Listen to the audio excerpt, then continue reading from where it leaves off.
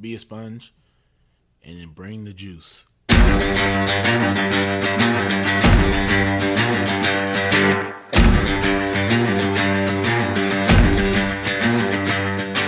By focusing on your improvement, by focusing on your progress, and eliminating any fixed mindset that you may have and acts of perfectionism, then you encourage your own mastery. On some level, we do what we want to do 24 hours a day. Now, sometimes it may not seem like that, but if I'm choosing to work instead of sleep, what I'm actually saying is keeping my job is more important than sleeping. I'm tired of this. I'm tired of getting beat. What can I do to get over this hump? So mentally, that's when I kind of put that forefront, like, hey, it's either all or nothing. I like to put failure in quotations because I don't believe that failure is true failure if you're looking at it with the right mindset. The truth is, the journey to greatness is hard. It takes time, it takes effort, it takes focus, and every day you have to decide what you value, what you want to pursue, and what you want to achieve. And if you dig deep enough, if you push hard enough, we all have what it takes to be great. Welcome to the Edge of Greatness.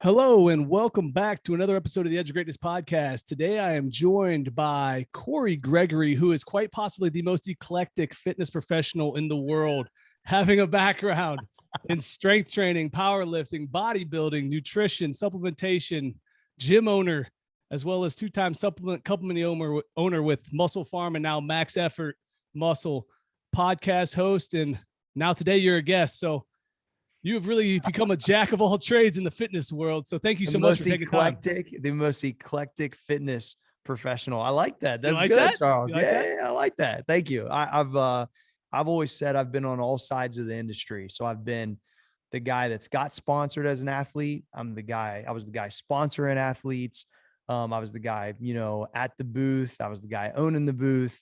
It's literally been on every side of it. So I've hosted the meets, hosted the shows, been in the meets, been in the shows. I can honestly say that I've lived the life on most sides of the industry, which is pretty unique, I would say. I agree. I think it gives you a really unique vantage point to understand what's going on in the world of fitness to help people from all areas, whether they're a business owner or they're trying to get fit or they're going to be an athlete or they're trying to perform. What started that drive to want to dabble into so many different areas?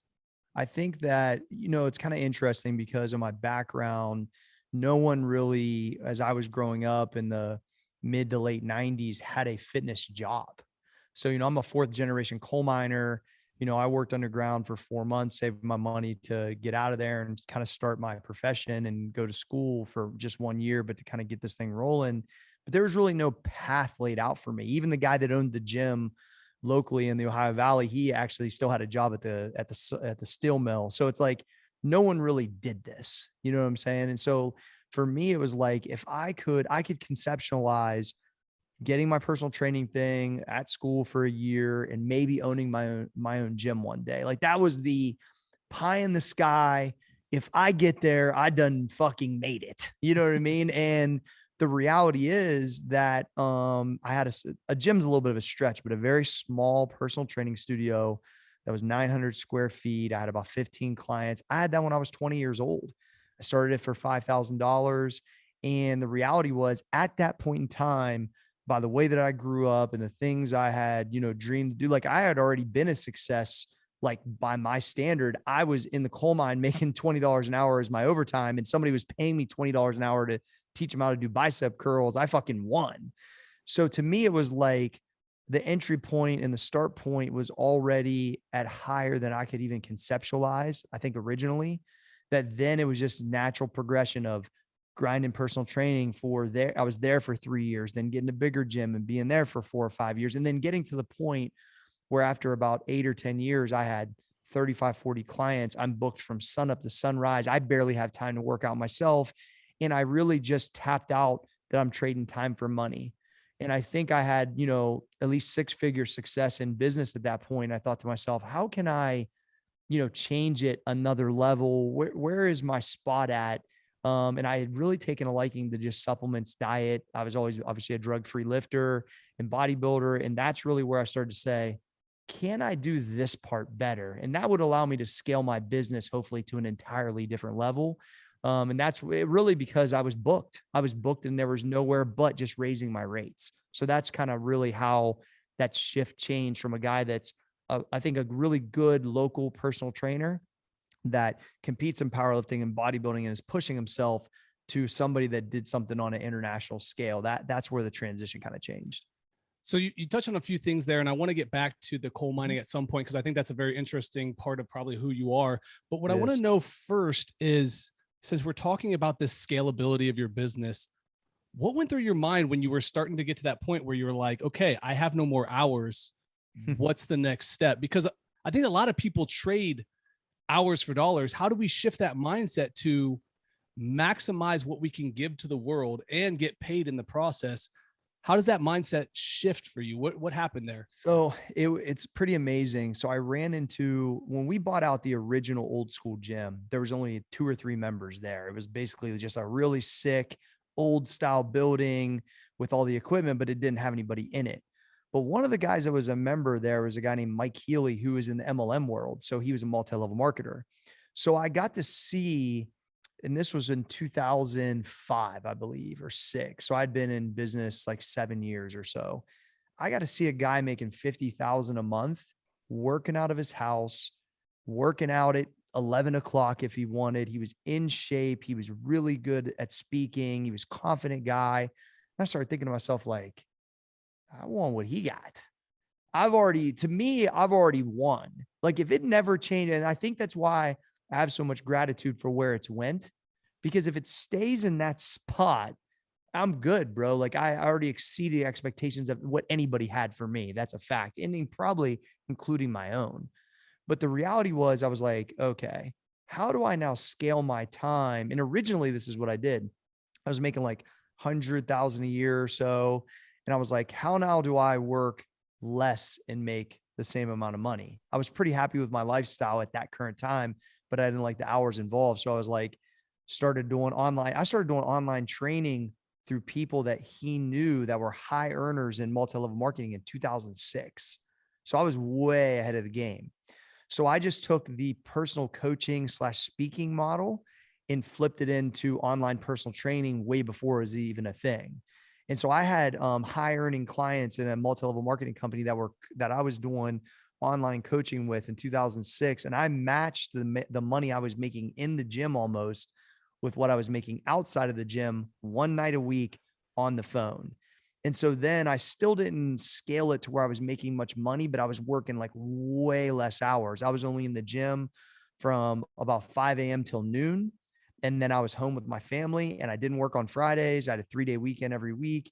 And then I had online clients Wednesday night, and I was still making about that amount of money. So I started to realize, and I did a little MLM. So I had a little bit of passive income coming too. And that's when the multiple streams started kind of happening. I was like, all right, now I can see how this could scale to an entirely different level. And that's really what got my brain starting to think that. And I was really ahead of I was really ahead of the game from that standpoint. And I didn't realize that at the time. Oh yeah. I mean, the online training thing wasn't even like in its infancy at that point. Like, it wasn't even like a concept, and you were running away with it. So what I want to know is then, what did you do with all the free time? Cause like somebody who's like you're up at 3 a.m. doing your workouts at 4 and doing all these things. You've got to stay busy. So what did you do to fill that void of now you're not training all the time? So the business was different then. I worked at I think starting at 4:30 instead of training at 4:30. I didn't train till about 7. That's when my dead time was. So I trained from 7 to 8 then, and then worked till noon. And then basically I used to have this huge break before evening clients. And then I just really worked on other things, which was, can I, basically hustle and recruit people for MLM? Could I get more online clients? So I finally had time to really work on other projects so I could build something that was outside of me sitting there training clients. Because as much as I love training clients, I felt like I was chained to the gym, and it limited my potential of creation. I didn't have the same kind of environment. Like we have a group of like really creative people here at Max Effort, and we can take an idea from like start to finish, like pretty quick with all the pieces. But back in the day, it was just myself, with these like lofty ideas, and I couldn't make no graphics. I didn't have no video people. I didn't like it. None of that was happening. Right. So it's just a different, I think back, and it was like just a lot of my own thoughts and kind of just trying to bring those to reality in the best way possible. And once again, with no blueprint. And even with content marketing, I didn't really realize this, but I was way ahead of the game on that too, with putting all the workouts out for free on bodybuilding.com and people using them worldwide to help sell supplements and like all of that show. I was pretty cutting edge on it too. But once again, I was just offering value to a customer base constantly. And the response had been from the quality material I was putting out, because I already had 10 years in the business, refining my skills to that point in the gym on the east side of Ohio that no one knew about. I just finally had a platform to actually get it out. And I knew it would work, but it worked even better than I thought. So I didn't realize really the impact till much later, but it helped really catapult those.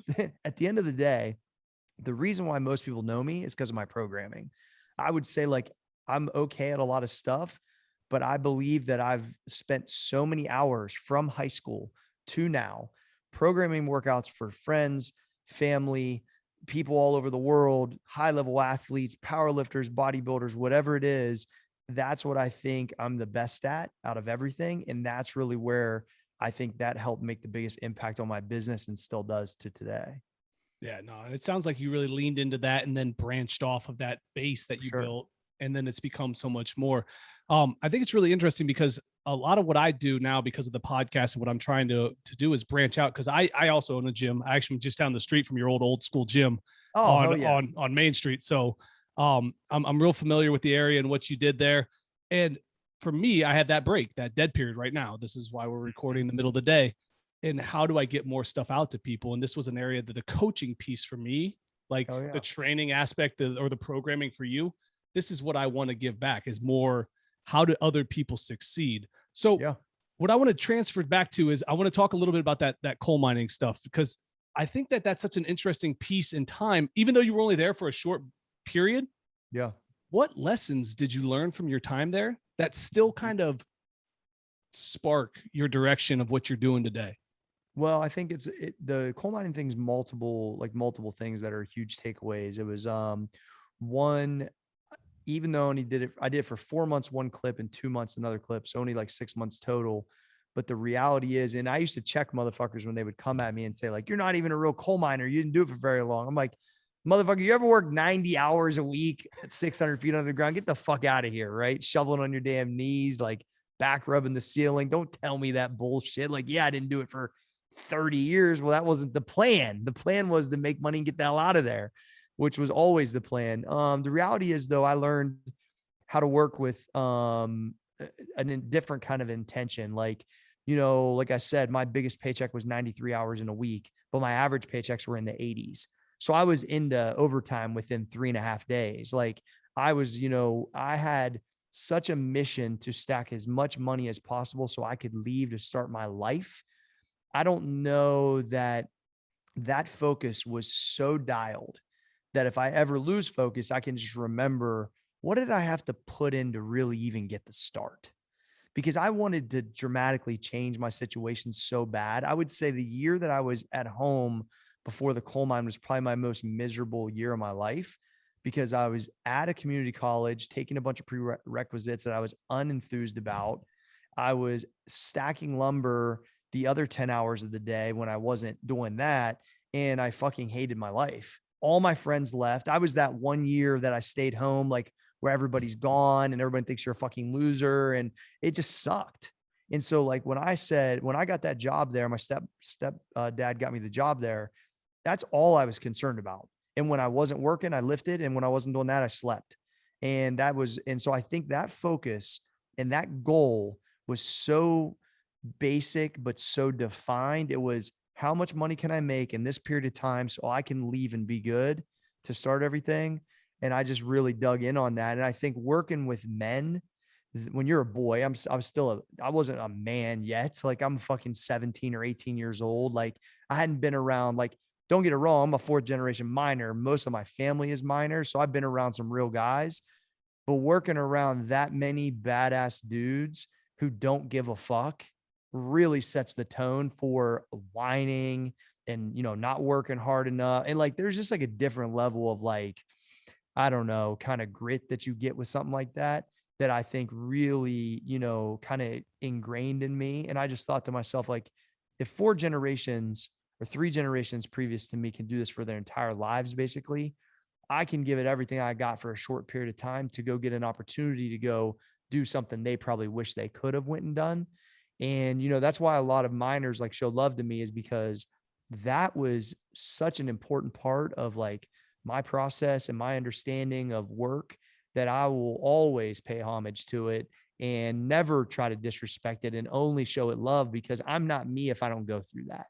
I'm still probably some sort of an animal, but it turned me into a whole different guy, because I knew no one would have this story. No one I would run into would ever probably, even have this and be in the same. And like, I knew it was a differentiator for me for the rest of my life. And to this day, if I'm around blue collar guys and I mention it, because they assume a lot of things now, because I haven't done this type of shit in a long time. And, I've got some of the luxuries of life. But the reality is I'm a blue collar guy that just applied it to something I really love. And so anytime I bring it up, you can always see like, oh, okay, dude. So you know what it's like. You had to do some shit like that to get to make this come up. And I'm super proud of that. I think it sounds like to me that those 80 hours, 90-hour weeks is what fueled your drive to be able to work as hard as you did for the thing that now you love, because if you could do it for something you don't really enjoy, imagine what you can do when you find that target. It's exactly what I said. So there's no way that any of this shit's harder than that. Now we might have the stresses and the numbers are bigger, and I'm, playing with some different stuff nowadays, but the reality is that shit sucked and it was really difficult. And there really wasn't any easy days. None of the days were fucking easy. They all sucked. And so the only great day was the day I got paid, and I didn't even get a chance to spend it or put it in the bank because it was never open when I would get the damn check. There was no direct deposit back then.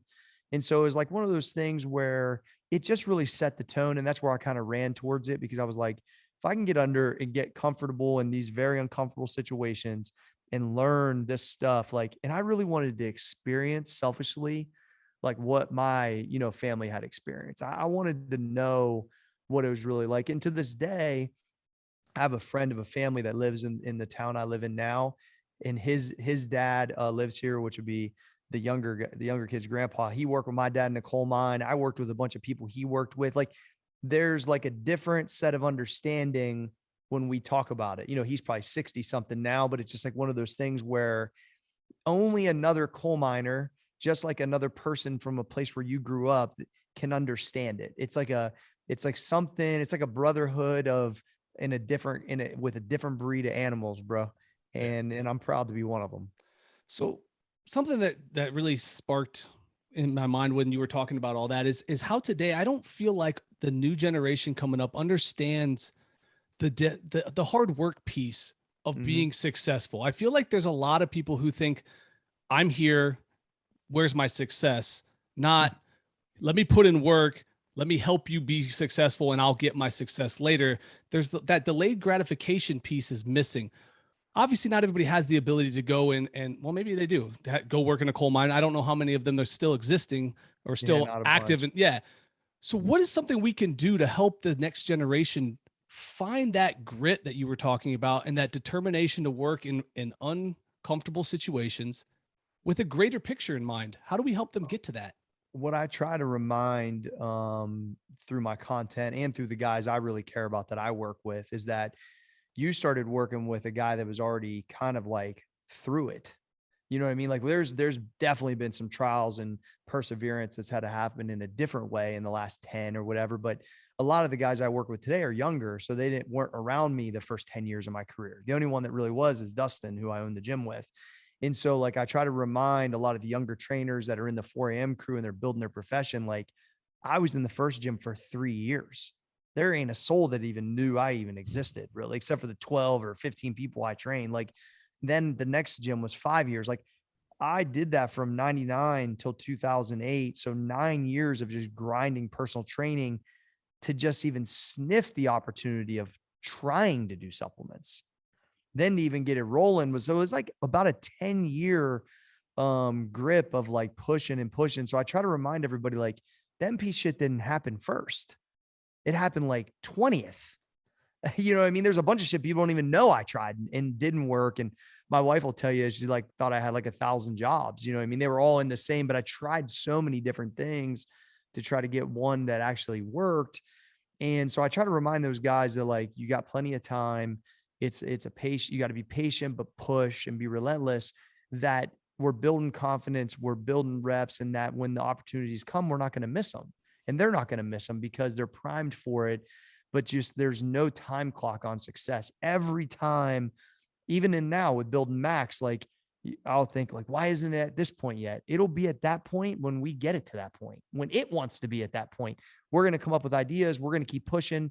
We're going to keep being unique. But the reality is it'll blow up when it blows up. I'm not entitled to any time frame. And the faster I realize that, so you got 23-year-old kids that are like, why am I not a millionaire?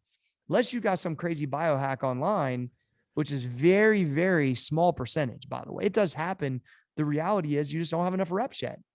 And it just takes a lot of time. So there's no way to really relay that other than, I think, continue to share the story so people don't think that they have to have what I got today, like in 2 years. That it does happen to some, but it's just like a pro athlete. It's probably the same percentage of people. It's very small. And actually, the reason why I have what I have is because I did it for 20 years.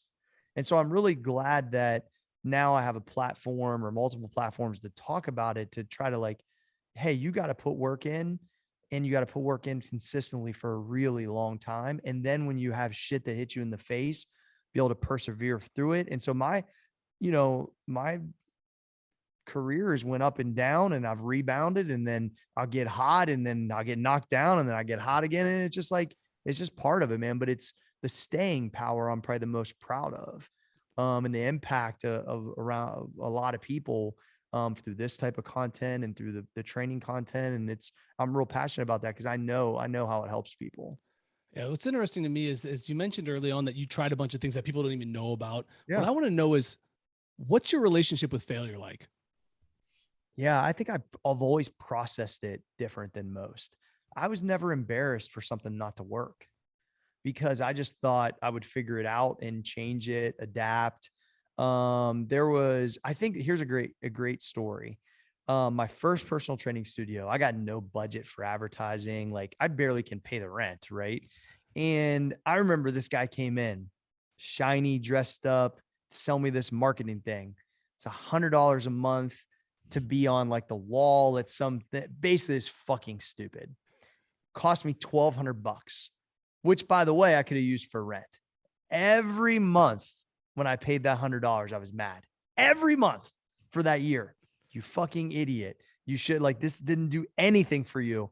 And it was a failure reminded every month that I didn't have that money either, really, in that first year.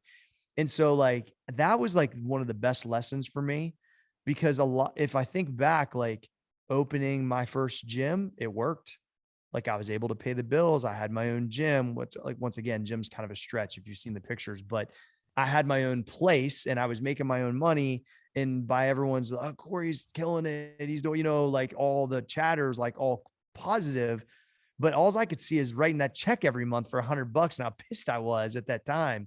And so I think back to where I just kept going, all right, this is a lesson, it's a mini little like failure, but the reality is like, there's going to be a bunch of stuff like this. And so I had to learn how to like slow down, process things. And even if they don't work, then how do I adapt and move on and not be like butthurt over it? Some things I am for a period of time, some things I'm not, but I just always feel like I can run the risk in a calculated way. Okay. Just like here's the way I processed the first gym. If this doesn't work, I don't have anything. I don't have a house. I barely have a car.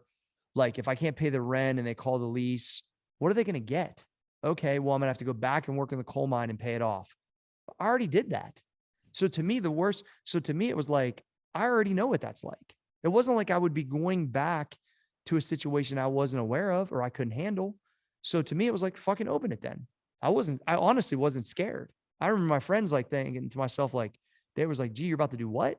You mean, like, do you even know what you're doing? Nah, motherfucker, I don't know what I'm doing, but I know I got this many clients. It costs this. And if they all leave and I got to go back to the coal mine, I already know what it is. That's the way I processed it. So nothing has really changed. Every major move that I make, I process it the same way. What is the worst case scenario? If I can live with the worst case scenario, first off, I'll never address it again because it's not going to happen anyhow. Once I make my mind up, it's going to be, I have a winning expectation. That's what I do. Just like the fucking Patriots. Like, they don't go in thinking they're going to lose. I never go into anything thinking I'm going to lose. Winners only, killers only. That's been my mentality since day one. But if I can be okay with the worst case scenario, I'm never going to address that because I don't think it'll happen. It's just that to know that if that happens, then that's what it is. But, knock on wood, it really hadn't happened. So I just keep kind of going through my processes like that. And if I'm okay with that, then I'll just keep it moving. I relate to that story so much because I did an advertising thing when my first studio that I was in. Yeah. And every time that bill came, I was like, I haven't seen a single person from this. What a waste of money. This was such a waste. Yeah. Such a good lesson though. You know what really I mean? is. Yeah. And I've had lessons like that in all things, partners and associates and letting people in and not letting people, like, I've had so many of those mini lessons along the way. But the reality is nothing just goes like this. These are all detours to what I think is getting me ready for maybe the most successful thing I've ever done. The reality is MP was really big, but I wasn't the CEO of it. I was one of the co-founders and I was the president for a while. But the reality was, like, that thing got so big so quick. It was way past like my operational pay grade. So it's like, I'm getting a chance now to build the authentic version of what I wanted that to be. That became something completely different, which I signed up for. But the reality wasn't really me. Max effort, old school, the relationship with that and how this is the authentic, like, Cory and our team and the way that we operate. And to me, it has an opportunity to be, wildly successful from a standpoint of numbers too, because MP was a really good top line business, but it wasn't a good bottom line business because it was always growing. So it needed fed, where a lot of our other businesses now, they're healthy both ways. They're growing, they make money, they're impacting people, they have good price points. And so to me, I think that on paper, I could stand up in front of Harvard fucking business and say, yo, I was in 60,000 doors and it did this. And we were direct to customer and it did this. Now, which one do you think is successful? Well, this one I needed to make this one happen. That's part of the evolution. But the reality is I'll be able to really have, that business was in the 9 figures. I've built multiple businesses to 7 figures. And my plan is to take max effort to 8 figures. And so I could say I've taken different businesses, 7, 8, 9 figures. I mean, it's some next level shit that I'm attempting to create that 8 level, the 8-figure level now with max effort. So that's part of the narrative. I love the mindset and the approach to winning and to being an animal. I think that's something that a lot of people lack, is they go into it with this little bit of self-doubt. And I like the fact that once you you look at it and you go, what's the worst possible outcome? All right, well, I can accept that. Let's go. It's go time. That's right. And I think that's important. I think that's the valuable piece for people, is that, bad things may happen, but if you're okay with what those are, then you have to put them away and stop worrying about it and let's get to work. And so I address it one time and never come back, Charles. Yeah. And I think that's huge. And the other thing is, I'll tell you, is that I think a lot of people are super wishy-washy in that point, and that's why the shit never is successful. I just go. Mm-hmm. These guys will tell you, like, some of the recent moves we made, once I was like, all right, we're going to do this, it was executed in 2 months, and we're fucking changing buildings and partners and the pattern of the way we operate. And it was like, once it's like all in, there's no, like, that's metaphorically the burn the boats, right? Like, when I burn the fucking ship, I'm in, and it's like no coming up till we get what we want. And I think that comes, though, 1,000,000% from the daily confidence stuff that I work on, that once I'm okay with my decision, I really believe even if it needs shifted, that I can adapt and have a solution along the way. I think a good entrepreneur does that well. And I think that that comes from confidence of time in the game, the many failures, the adaptations, and the continuing education based around, this type of lifestyle. I'm actually working on a book right now called How to Build Confidence and Win at Life. And I think the reality is that we every day should be working on our confidence mentally and physically. And whether that's through audio material like this, whether it's in the gym, it's both, and it's trial and error outside for trying to master your craft.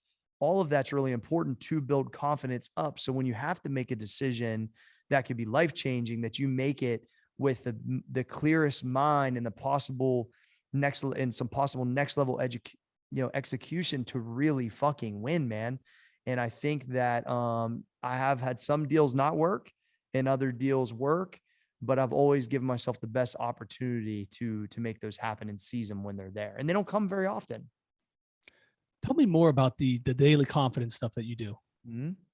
Yeah, I think it's routine based, man. I think at this point, like what you mentioned, we have the 4 a.m. crew that's starting to get a lot of pop around it. We have a lot of really strong drug-free guys here at Old School Gym. And now it's a private gym, like the Westside Barbell model. I think it's even elevated a little bit more because now it's even more serious. And I expect my expectation level of our crew and myself has went up even more.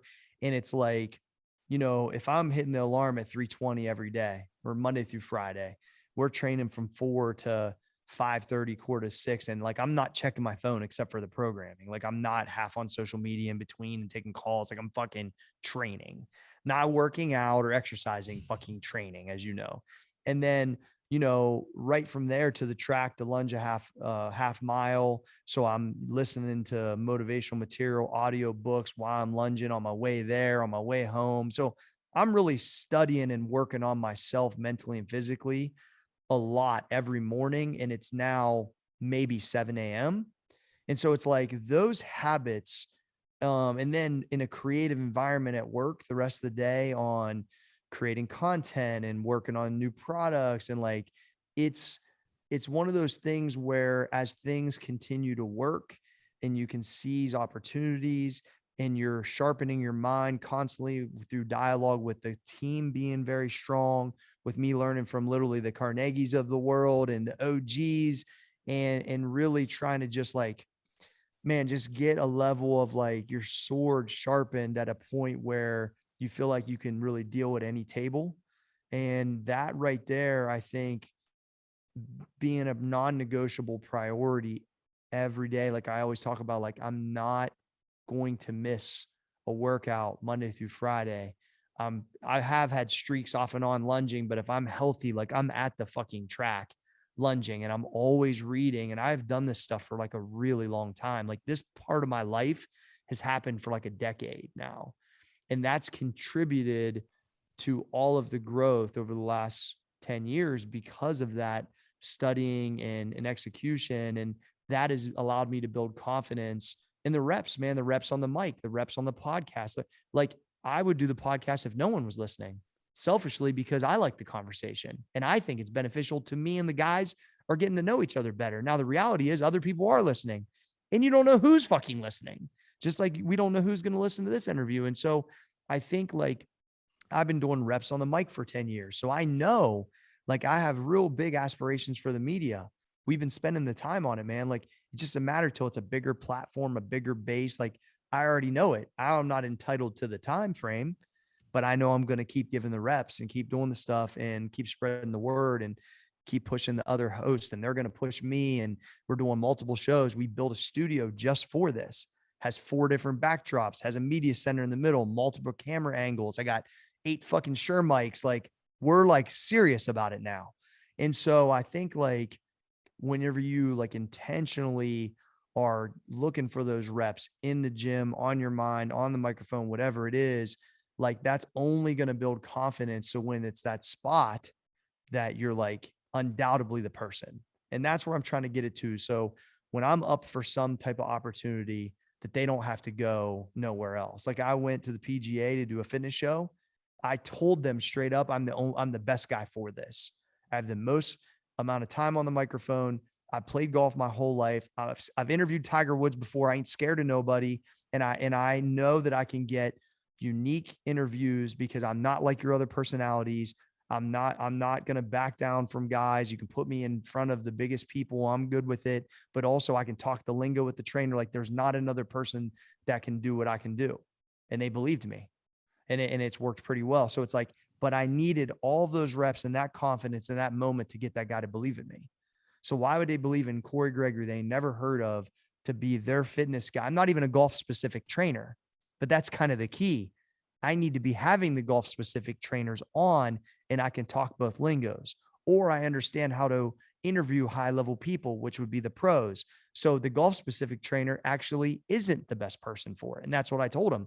They're too in the weeds. I'm going to get unique interviews out of both of them because I'm not. And so like understanding that type of stuff in those moments, I think is where all these reps that I'm putting in, that's where that shit comes from, man. And I think that it's all needed if you want to progress your career. Yeah, no, I love that. And I think that that's something that a lot of people need to do is put in the time, focus on their what they're trying to be confident in who you are, and then put it forward. You know, don't hold back. Don't wait. No. Just put it out there, be who you are and put it out there. So you mentioned is the cheat code, bro. Yeah, it's for the sure. Cheat code. Like Yeah. all the guys here say it, like the authenticity and putting it out there and betting, doubling down on yourself. Every time I've doubled down on my uniqueness, it's worked. Mhm. Every time. The squat every day, the funny get stacked names that we come up with, all the covers that Cole makes, like it's unique to us and you can't really rip it off, which is why it works. And so people think it's easy to like, they should be blending in. Now fuck that. Don't fucking blend in. Blend in, you're like mediocre. I mean, at the end of the day, you want to be your own person so you stand out and people can like vibe with it. I mean, I think that's the key. Yeah. Well, like your video the other day on Twitter, we're back where you're dancing around what was that? The studio in the office, and you're showing we had basically like our supplements came back in stock because we had a bottle issue. I couldn't get plastics for 7 weeks, which is a clusterfuck, but that's part of what we deal with nowadays with the COVID stuff. Right. And I've been a James Brown fan my whole life. So is Dustin. Me and Dustin went and watched James Brown before he died in concert. It was one of the most amazing things I ever saw. So he's like, yo, we should use that James Brown. We back. Throw it on. Let's go. One take. All the guys are, you know, and it's a fun break for us too, because everybody's head down working, and then bang, let's go out and create this content, 5-10 minutes, get some laughs and roll back. You know what I mean? So yeah, we just really do what's natural, Charles. No, yeah, it shows through. I mean, the enthusiasm and the energy that you bring to things, it stands out with the personalities and the stuff that you're showing. So I notice it. I appreciate it. I think it's great. What I want to dig into a little bit is you mentioned the squat every day and the lunges. Mm-hmm. What is that challenge to you? What does that mean to you? Oh, it means everything to me. And I'll tell you why, because both of those things gave me things I was looking for a long time. So the squat every day did a couple things. One, it allowed me to become more of an expert at one of the most core lifts that transfers really to all genres, right? Whether it's powerlifting, bodybuilding, CrossFit, strongman. So it allowed me to differentiate myself from a fitness influencer or whatever the fuck I was called back then, or just a fitness model, and allowed me to get elite numbers, 550 at 198, 540, 181 raw, 700 in, powerlifting gear. And it taught me, competency in a front rack position and all of these things that I needed to get to up my mastery as a trainer. It also hardened up my mind because there's nothing like getting under the bar every day. And I squatted every day for about 3 years.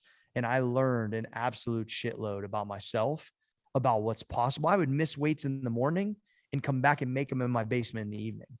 I was able to go to see John Bros and work on Olympic lifting, because then all of a sudden I felt comfortable in the bottom of a front squat. I could clean. I ended up cleaning 300 pounds and catching the bottom, and things that I never really did before. And I think that it allowed me to do the CrossFit Open. And yeah, I didn't crush it, but I did okay as a master just because of these other things. And it allowed more people to lock on to, wait, this guy's a little different. And then I was always looking for a way to not feel so stringy whenever I would do traditional cardio, getting ready for these fitness magazines or for my bodybuilding shows. And the lunges gave me that too.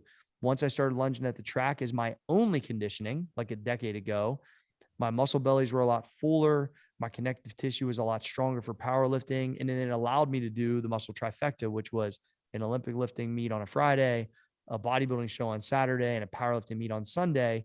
And by Sunday, I was kind of a fucking wreck. And I still did a 500-pound squat at 178 raw, benched either 300 or 315, and I pulled 500. So like I totaled like 13 something, on the third event, on the third day, under 180 pounds. And so like it showcased to me that was like making me a stronger human, and that the lunging to me was mine. I didn't create how to lunge, but I created the application, in my opinion, at this level. And it was something that I could kind of hang my kind of hat on, because in a very saturated environment, how are you going to be different? And I was able to differentiate myself after the Get Swole I'd already dropped and crushed it. After I already wrote the blueprints with Arnold and they crushed it, I was looking for the next thing, and it was the squats and the lunges together. And it really changed everything. And to this day, I've had a few injuries, but I'm fighting every day to get back to where I can push like that under the bar. And I just had about a 5 or 6 week clip where I had some really good lifts, and I was there and I kind of tweaked something, but I'm going to push to try to do that application for probably off and on the rest of my life, because I absolutely love it. And I love the way that I feel and the confidence I feel by executing it. And for me, what stands out in that is how it tests the mind, because I've done the lunges for distance. I tried it a few times. And your mind goes to some dark places if you're not ready for it. And it makes me think of like someone like David Goggins or Ross Edgley, who do these extreme challenges to find out more about who we are inside and what we're capable of.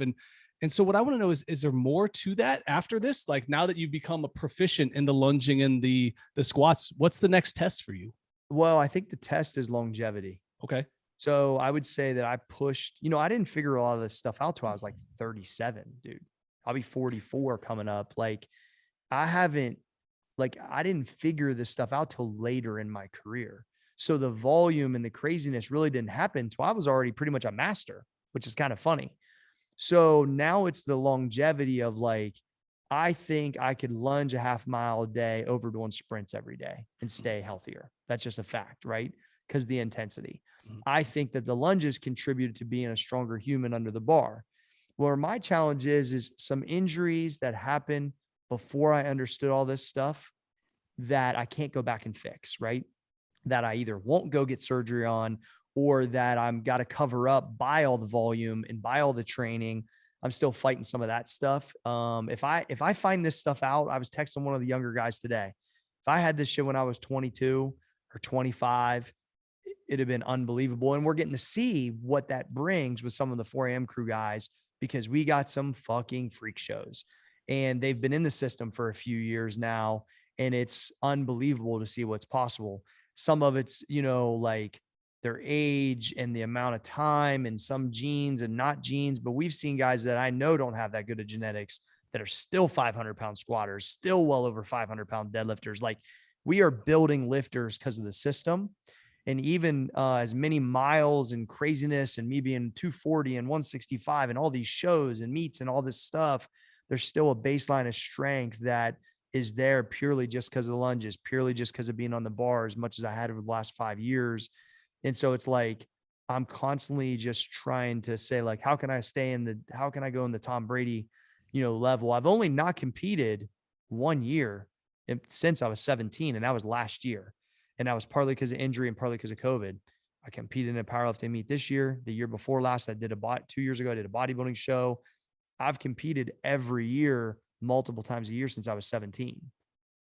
Yeah, no, I mean, it sounds like you've got like a nice vision for where you want to take everything going forward. And I'm curious about the longevity of it, because I know the body only has so many miles in it. And I'm curious if we can extend those miles by consistently pushing ourselves, because that's a big thing for me. I want to age gracefully. I want to continue to be strong and age gracefully and still be an athlete when I'm 50 and go out there and show people like, dude, it don't matter. It doesn't matter that I'm old. I'm still going to take it to you, Well, whatever I immerse myself in, I usually can create the result. It hasn't really mattered what age I was. I wanted to fix my knee tendonitis and dunk a basketball a couple years ago, and I was able to do it again.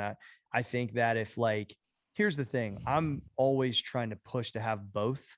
So be as lean as possible and as strong as possible. And I'll tell you, as I got a little older, if I have a little bit more fat on me, I think, and most people feel this way, they're a little bit more durable. But yeah, for marketing and just for the way I want to look, like I like to go on the leaner side. But it's like one of the things that I did most recently is I just let my weight get up to like 215 just to train and feel good. Did the meet at the 220 class and then dripped it back down. But now my weight's getting 200 or under, and I kind of got banged up again. So it's like now finding that kind of mix of how lean can I be, how strong can I be, and then how long can I stay that way. So I'm trying to figure those out. But I would say if your baseline, like my baseline of 800 meters of lunges, I got a new streak. It's like 19 days right now. Like I'm not sore at all from it. So if that's like my average baseline, that's like walking to the fucking store for me. So if you start to think like, where can I push these thresholds when I adapt? And I would argue that we can push them way further than we think, which is back to your David Goggins kind of comment. So it's like, I think I'm in my own way kind of pushing that personally. And my expectation of myself is not of a 40 plus person. It never will be or has been. I think about it sometimes just because of the durability is a hair different, but I think optimal food, optimal supplements, like I can cheat the code a little bit because of the other things are where they're supposed to be. Right. Out of respect for your time, I don't want to take too much more from you because I could probably talk to you all day. But when we wind down here, when I was doing some research, looking into what you've got going on, one of your team members mentioned that you've got a fundraiser coming up with Arnold and Annie Duke. Can you expand upon that a little bit? Well, no, we had so I do. Yeah, so it's a story and a fundraiser both. Okay, so so I do a fundraiser with Arnold every year. It's for After School All Stars. He usually does two different ones. He usually does one in California and he does one here in Ohio during the Arnold. So we're Max Effort and myself personally, we always donate money to that. And it helps kids with after school programs, kind of like the Boys and Girls Club. And Arnold started this foundation a long time ago. And so the old story was the first one I ever went to, though, was a poker tournament to benefit After School All Stars at Arnold's house in California. And I don't even play poker. Like I played poker when I was like a kid, like 5-card stub, and I don't play Texas Hold'em. And I'm sorry, the second time I had ever been to it. The first time I went to it, I didn't play poker, but I paid attention.